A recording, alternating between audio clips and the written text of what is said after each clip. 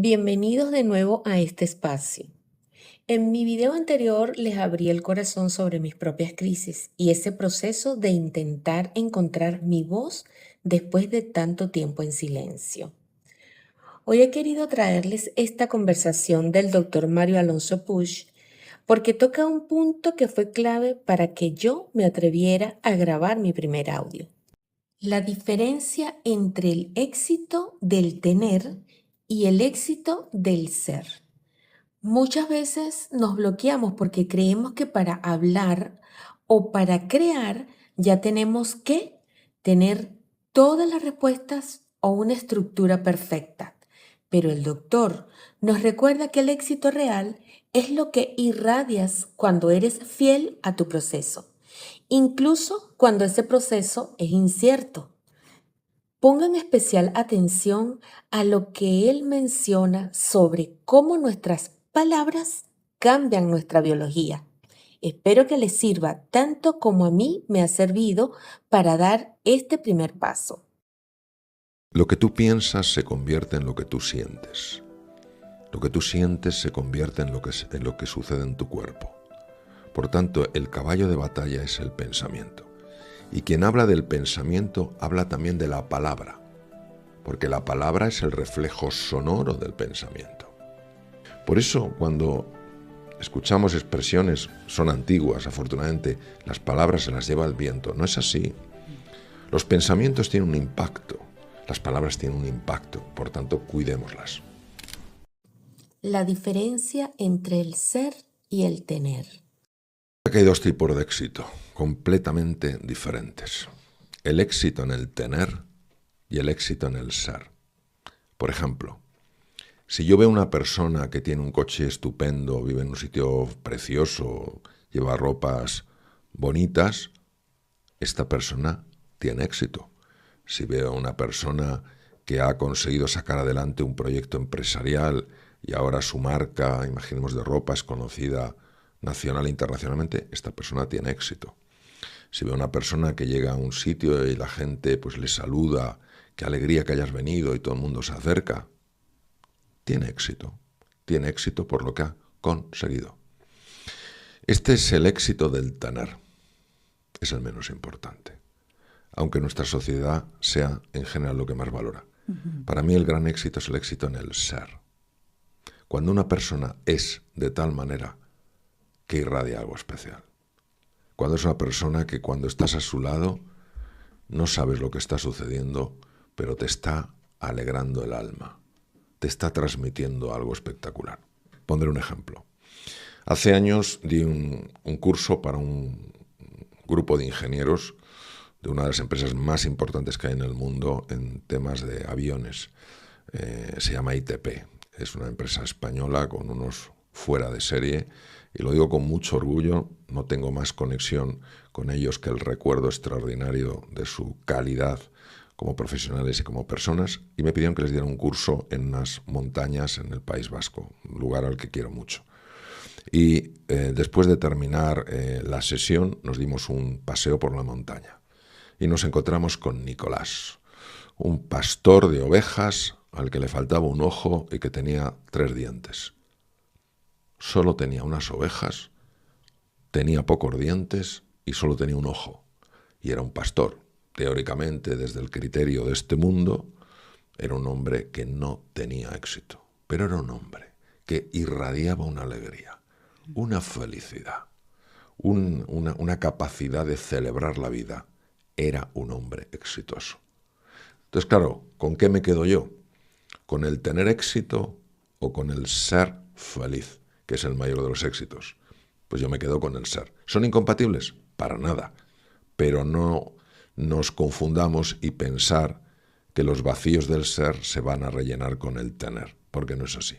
Tú puedes tener y puedes ser, pero porque tengas mucho no necesariamente vas a ser feliz, tampoco porque tengas poco, eso vas a ser feliz. Ahora tienes que entender que el ser te identifica y el tener no te puede identificar. Una persona no es más que otra por tener más que otra. Entonces Entonces, si tú te crees que eres más porque tienes más que otro, estás confundiendo los términos. A nivel del tener, unos tienen más belleza, tú. Unos tienen más juventud, tú. Unos tienen cosas que yo no tengo, sí. Yo tengo más edad, sí. Tengo más conocimiento en neurociencia, tal vez sí. Pero tú y yo, a nivel del ser, somos iguales. Y cuando tú ves que yo no distingo lo que tienes o dejas de tener, porque lo que me importa es lo que eres, eso es lo que nos une. ¿Cómo encontramos quiénes somos realmente? Bueno, lo que yo he conseguido encontrar de mí mismo, lo he conseguido fundamentalmente por los siguientes caminos. Primero, la lectura. Yo soy un enamorado de la lectura. Lo he sido desde muy pequeño y a mí la lectura me ha abierto nuevos mundos. Es verdad que es desafiante encontrar libros que realmente abran horizontes. A verlos, haylos. Y si buscas, los encuentras. Entonces, primero, la lectura. En segundo lugar, me ha ayudado muchísimo la reflexión. No pensar, sino reflexionar. Y en tercer lugar, me ha ayudado muchísimo la meditación. Entrar en el silencio, entrar en la profundidad de mi ser, me ha revelado cosas que mi intelecto no era capaz de comprender. Eso me ha ayudado muchísimo. Y luego, por otro lado, cómo no, pues la cantidad de personas que he buscado o me he encontrado a lo largo de mi vida que me han ayudado a ver cosas que yo no estaba viendo, que me han ayudado a mirar desde lugares desde los que a mí ni se me había ocurrido mirar. Entonces esa combinación es lo que me ha hecho ayudarme a conocerme un poco más. Y lo que desde luego impide por completo que una persona se conozca es en el momento en que se juzga. Cuando uno se juzga, se está poniendo una etiqueta y se está condenando a vivir dentro de esa etiqueta. Y claro, ya para ti eres la etiqueta. Y si eres la etiqueta, ¿qué más hay por conocer? Y claro, hay tanto por conocer más allá de la etiqueta. ¿Cómo podemos trabajar esos pensamientos que tenemos en relación a nuestros juicios, a nuestras culpas, inclusive a nuestra destrucción? Bueno, esa es una gran pregunta. El caballo de batalla siempre es el pensamiento. Uno de mis maestros, Antonio Damasio, ha sido el gran pionero en este campo, sigue siéndolo, es un espectacular neurólogo y una extraordinaria persona. Yo tengo un gran afecto, aunque hace mucho que no le veo. Lo que tú piensas se convierte en lo que tú sientes. Lo que tú sientes se convierte en lo que sucede en tu cuerpo. Por tanto, el caballo de batalla es el pensamiento. Y quien habla del pensamiento habla también de la palabra, porque la palabra es el reflejo sonoro del pensamiento. ¿Qué quiere decir? Que si no cuidamos lo que pensamos y no cuidamos las palabras que usamos, vamos a tener un impacto en el sentimiento y un impacto en la emoción. Te voy a dar voy a poner un ejemplo. Jandro es uno de los mejores magos que yo conozco. Es un mago de reputación internacional. Yo le conocí en El Hormiguero, un programa por el que siento especial cariño. Y es una persona que puede hacerte magia. Bueno, El Hormiguero puede tener a veces 2 millones, 4 millones de personas que lo están viendo, ¿no? Y te hace un truco de magia, pero delante con las cartas y dices, esto es imposible. Él lo hace. Con una paz, con una tranquilidad, con un humor espectacular. Esto me lo contó él y lo escribió en uno de sus libros, del cual hice yo el prólogo, que a mí me encanta hacerlo, pero tengo que decir que no es una cosa secreta, él lo publica. Le piden dar una charla TED. Las charlas TED, las conferencias TED son unos minutos, 20 minutos, etc. Y entonces él estaba muy nervioso. ¿Cómo es posible que alguien se ponga muy nervioso? Porque era distinto de lo que había hecho normalmente él. Y entonces él estaba todo el rato diciendo, es que solo me quedan 15 minutos. Es que para salir, ¿no? Es que solo me quedan 15 minutos. Es que solo me quedan 15 minutos. Es que solo me quedan 15 minutos. Y me decía él, y cada vez me ponía más nervioso, cada vez más nervioso. Claro, esa expresión, es que solo me quedan 15 minutos es una expresión de escasez, que se convertía en ansiedad y en tensión corporal. Por otra parte, esa tensión corporal en el campo de las neurociencias se asocia a una reducción en el riego sanguíneo del cerebro ejecutivo, que es el que te ayuda a tener claridad mental, por ejemplo, a la hora de expresar unas ideas como en una conferencia TED. Y de repente, él es una persona muy inteligente, de repente se para y se da cuenta de que su forma de hablarse es lo que le está dañando. Se para y dice, en vez de es que solo me queda media hora, empieza a decir, aún me queda media hora. Aún me queda media hora. Fíjate, vaso medio vacío, vaso medio lleno. Escasez, abundancia. Aún me queda media hora, aún me queda media hora. Empieza a sentirse mejor, empieza a sentirse liberado. Su cuerpo se relaja de una conferencia sensacional. ¿Y cómo te cambia todo? ¿Cómo te cambia todo? Por eso, cuando escuchamos expresiones, son antiguas, afortunadamente, las palabras se las lleva el viento. No es así. Los pensamientos tienen un impacto, las palabras tienen un impacto, por tanto, cuidémoslas. Según la neurociencia, ¿qué sucede en nuestro cerebro cada vez que estamos haciendo una meditación? La meditación en general lo que hace es desconectar un circuito que se llama el circuito o la red neuronal por defecto. Y este circuito es el circuito de la distracción. Y lo que hace es activar otro que se llama la red ejecutiva central, que es la red de la presencia plena, la red donde tú estás en el aquí y en el ahora. ¿Qué ocurre? Que esa red está asociada a una mejora en la creatividad, en el funcionamiento del sistema inmune, en las relaciones personales, etc.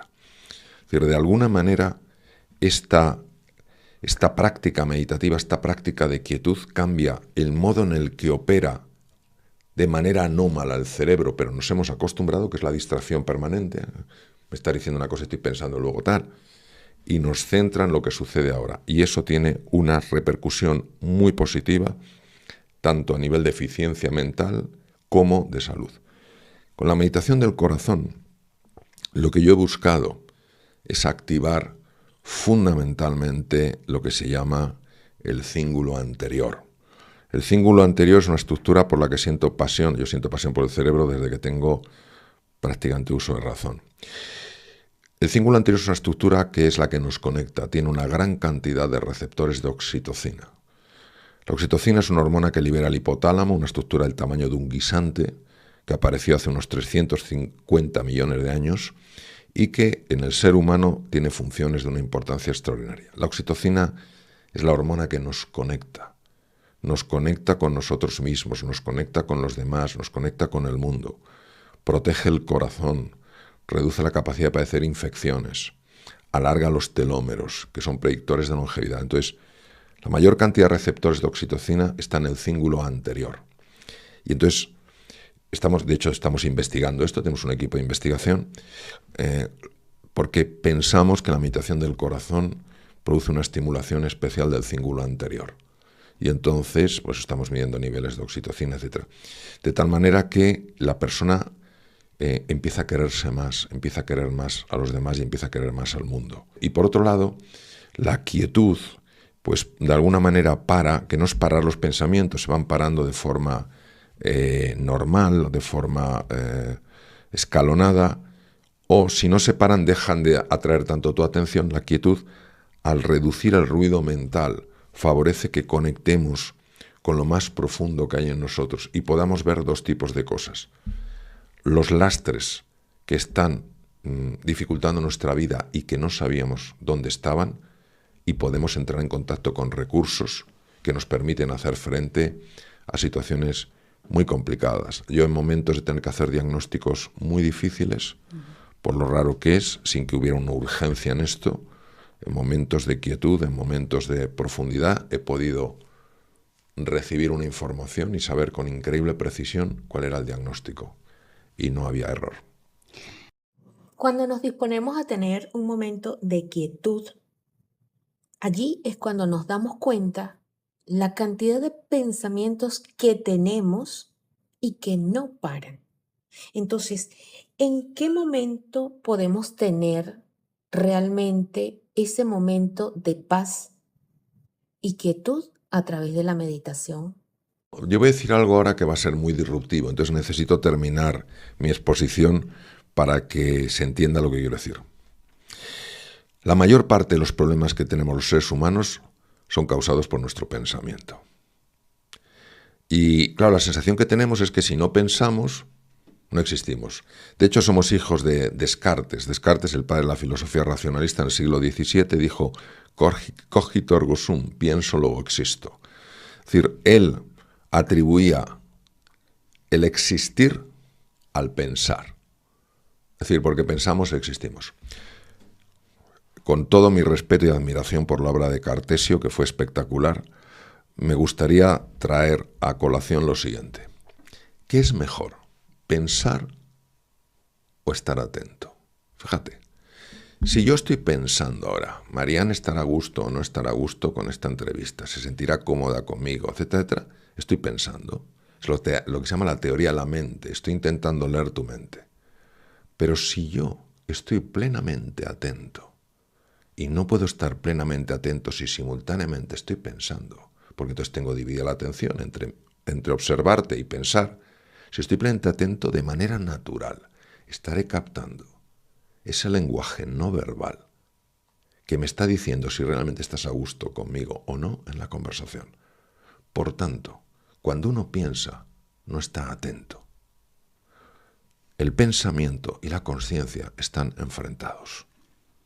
Y nosotros, en lugar de trabajar la consciencia, el estar atentos, trabajamos el pensamiento. Y por eso cometemos tantos errores. Cuando una persona realmente está en el aquí y en el ahora, no está pensando. ¿Quiere decir que el pensamiento no sirve? Quiere decir que el pensamiento tiene su utilidad, pero no puede sustituir a la capacidad de prestar atención. ¿Cómo podemos entrenar a nuestra mente para prestar más atención, para estar realmente en el aquí y en el ahora? Pues es mucho más sencillo que no más fácil de lo que uno cree. Por ejemplo, yo ahora sé que estoy en el aquí y en el ahora. ¿Cómo lo sé? Porque no tengo conciencia del tiempo que ha pasado. Yo me paro en el instante eterno. Entonces, sé que estoy en el aquí y en el ahora. Una persona, yo soy un gran amigo del mundo de la gastronomía española, ¿no? Un gran admirador de los cocineros españoles y de otros lugares. En el momento en que están haciendo su plato, están en el aquí y en el ahora. Cuando tú estás leyendo un libro y ese libro te tiene absorto, estás en el aquí y en el ahora. Cuando estás dando un paseo por esta naturaleza tan maravillosa que tenéis en Andorra, y no estás dándole vueltas a lo que harás después, sino que estás disfrutando del paisaje, estás en el aquí y en el ahora. Cuando estás oyendo música y estás plenamente absorto en la música, estás en el aquí y en el ahora. Mira, yo me acuerdo hace muchos años, estaba en un hospital y había sido un día muy intenso, muy satisfactorio por los resultados, muy intenso. Y yo necesitaba descargar la mente. Y vivía relativamente cerca del mar. Me fui al mar, me senté en una piedra y me quedé mirando el mar, solo mirando el mar. Volví nuevo. ¿Por qué? Porque la mayor parte del desgaste que sufrimos y que atribuimos a lo que sucede de fuera es generado desde dentro. Y es un entrenamiento diario. Es un entrenamiento diario. La atención es un músculo. La zona más importante de la atención es lo que se llama la corteza dorsolateral, en la región prefrontal. Aumentan las conexiones neuronales, aumentan las espinas dendríticas descritas por don Santiago, Ramón y Cajal, aumentan la sinaptogénesis, la formación de sinapsis, etcétera, etcétera, cuando tú estás atento. ¿Por qué? Porque estás trabajando eso. Yo no puedo pretender que mi bíceps crezca si no levanto nada, si no hago ninguna pesa o levanto algo que ejercite el bíceps. Pasa exactamente igual con la atención. Para todas aquellas personas que creen que no tienen el tiempo suficiente de integrar esto en su vida, escuchen estas palabras del doctor Mario Alonso Puig. Yo les diría que piensen qué tiene más importancia, el fotograma o la película. Es decir, en el fotograma es el corto plazo, Claro que no tienen tiempo. Pero la pregunta es, en el largo plazo, en la película, si esas personas realmente pudieran desarrollar una metodología que les ayudara a aumentar su eficiencia, ¿acaso en el medio o largo plazo no les compensaría? Eso es lo primero que les invito a hacer. En el corto plazo ya sé que es una inversión de tiempo, pero que no piensen en el fotograma, piensen en la película, en su vida. En segundo lugar, les recomendaría empezar muy poco a poco. Es decir, que empiecen por un minuto. Un minuto. Pongan una alarma, lo que sea, una alarma suave, en un minuto. Y cierren los ojos un minuto. Y se concentren en su respiración o en la sensación de su cuerpo. O en observar sus pensamientos sin dejarse atrapar por ellos. Un minuto. Y verán de forma natural cómo su propio organismo le va pidiendo más minutos. Empezarán por un minuto, luego harán 2 minutos, luego dirán, no puedo dedicarle 5 minutos. Hombre, le puedo dedicar 10 minutos, le puedo dedicar 20 minutos, porque antes no podías. Primero porque conforme tú has ido poniendo esos periodos de quietud y de serenidad, ha ido aumentando tu eficiencia. Si antes tu tarea necesitabas hacerla en 1 hora, ahora resulta que la haces en 40, 45 minutos o 50 minutos. Va mejorando tu eficiencia.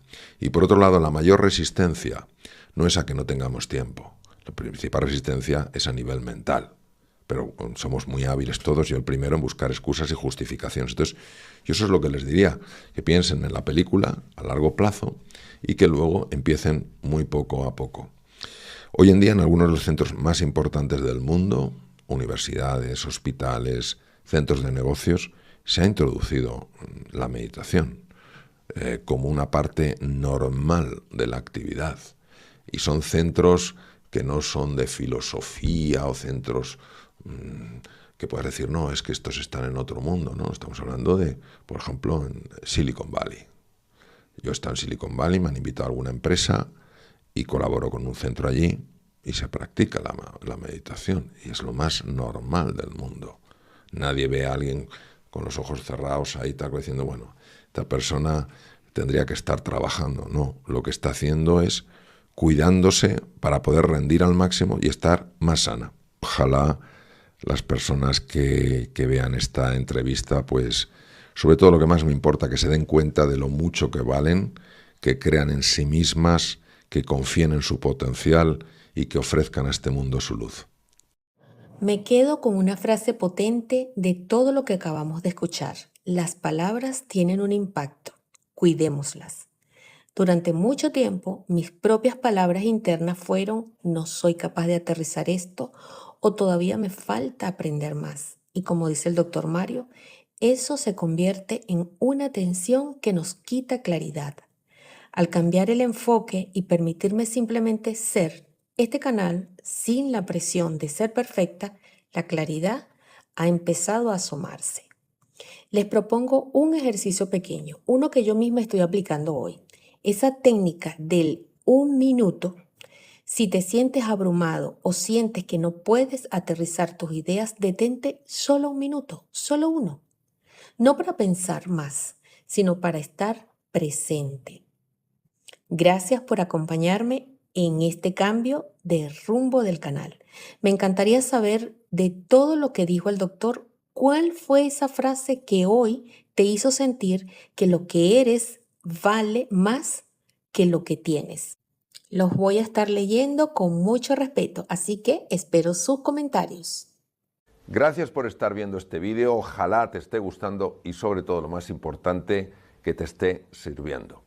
Si es así, te pediría que le des un like al vídeo y le des al botón de suscripción en el canal de YouTube para que así pueda seguir creando contenidos de calidad. Muchas gracias.